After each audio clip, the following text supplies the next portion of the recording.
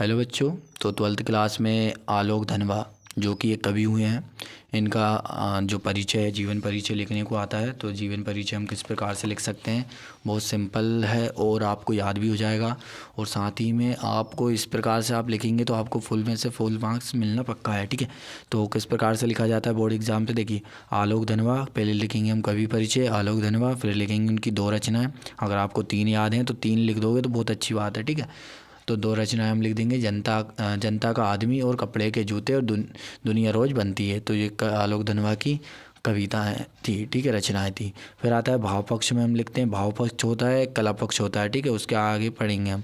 पहले पर लिखते हैं भाव पक्ष, इनका भाव क्या क्या थे, तो नारी विमर्श।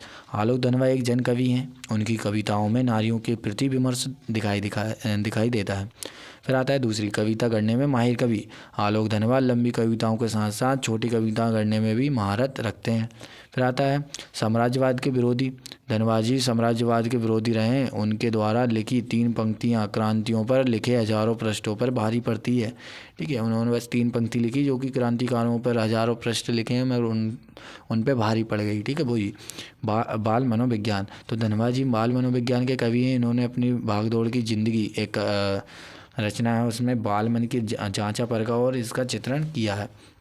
फिर आता है बाल मनोविज्ञान। धनवा जी बाल मनोविज्ञान के कवि हैं, ठीक है, बाल मनोविज्ञान के कवि हैं। इन्होंने भागदौड़ की ज़िंदगी में बाल मन को भी जांचा परखा और ये उनके बारे में बताया है। फिर आगे हम बताते हैं राष्ट्रीय चेतना, ठीक है। आपको 5 पॉइंट तो लिख ही देना है, ठीक है। ज़्यादा से ज़्यादा आप 4 लिख सकते हैं, बस ज़्यादा 5 पॉइंट के तो आपको याद करने के लिए मैंने लिखवा दिए हैं, ठीक है। जो आपको अच्छे लगे, सरल लगे, 4 पॉइंट कर लेना। राष्ट्रीय चेतना, आलोक धनवा जी राष्ट्रीय चेतना प्रतिनिधित्व कवि है। इनकी रचनाओं में राष्ट्र के प्रति प्रेम, राष्ट्रीयता चेतना के स्वर दिखाई देते हैं। फिर आगे इसका आगे आता है इनका, ठीक है, कला पक्ष में हम क्या क्या लिख सकते हैं, तो कला पक्ष में हम लिखेंगे भाषा रस छंद अलंकार आता है कला पक्ष में। तो इनकी भाषा सरल सहज खड़ी बोली है। इनकी रचनाओं में अन्य भाषा जैसे संस्कृत, अंग्रेजी, उर्दू, फारसी भाषाओं के कुछ शब्दों का वर्णन मिलता है। कहीं कहीं तत्सम तद्भव देसी विदेशी शब्दों का उपयोग भी हुआ है, ठीक है। कुछ बच्चे यहाँ पर भाषा का उपयोग कर देते हैं, ठीक है। तो भाषा नहीं होती है, लेकिन तत्सम तद्भव ये देसी विदेशी एक शब्द है। तो आपको आगे वीडियो में बताएंगे, तो आप वो वीडियो देख लेना, ठीक है। इनकी रचनाओं में मुहावरे, लोकोक्ति हमको देखने को मिलती है। इनका रस कौन कौन से रस का उपयोग किया है इनने, रस में वात्सल रस, ठीक है, श्रृंगार रस का उपयोग किया है। छंद कौन सा हो जाएगा इनका, छंद पद छंद हो जाएगा। अलंकार कौन से हो जाएंगे, अनुप्रास, रूपक, उपमा, यमक, मानवीकरण और श्लेष अलंकार, ठीक है, ये सब अलंकार हो जाएंगे। फिर आता है इनका साहित्य में स्थान।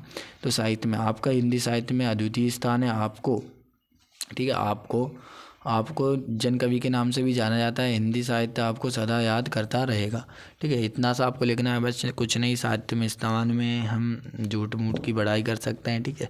तो आप समझ सकते हैं, कुछ भी आपको ऐसा लिख देना है कि आपको हिंदी साहित्य हमेशा याद करता रहेगा। आपने बहुत अच्छी अच्छी कविताएँ लिखी हैं जो कि हमें बहुत पसंद है, ऐसे हिंदी साहित्य में आप लिख सकते हैं, ठीक है।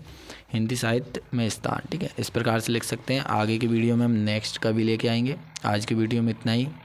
आलोक धनवा जी हो चुके हैं कंप्लीट। हमने हरिवंश राय बच्चन का भी देख लिया है, आलोक धनवा का भी दे दिया, ठीक है। अब आगे की वीडियो हम लेके आएंगे नेक्स्ट वीडियो में।